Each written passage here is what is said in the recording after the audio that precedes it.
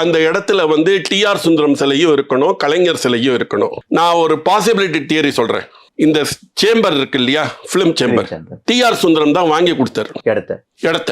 அதுதான் இன்னைக்கு சேம்பரா இருக்கு, தமிழ் பிலிம் ப்ரொடியூசர்ஸ் கவுன்சிலாக இருக்கு, தெலுங்கு பிலிம் ப்ரொடியூசர்ஸ் கவுன்சிலா இருக்கு, எல்லாமே இருக்கு. சப்போஸ் டிஆர் சுந்தரம் வாங்கி கொடுக்கலன்னு வச்சுக்கோங்க, அங்க பிலிம் சேம்பர் வந்திருக்காது.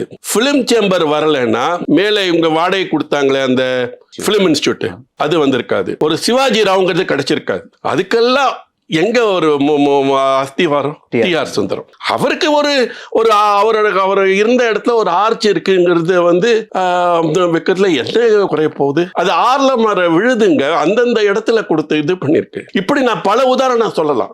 இதுதான் நான் என்னோட வேண்டுகோள். அதுதான், நீங்க வந்து சினிமா சிலை மட்டும் வைக்கல, கலைஞர் சிலையும் வைக்கணும். டிஆர் சுந்தரம் சிலையும் வைக்கலாம், கலைஞர் சிலையும் வைக்கலாம். ரெண்டும் வைக்கிறதுல வந்து ரொம்ப பொருத்தமானது.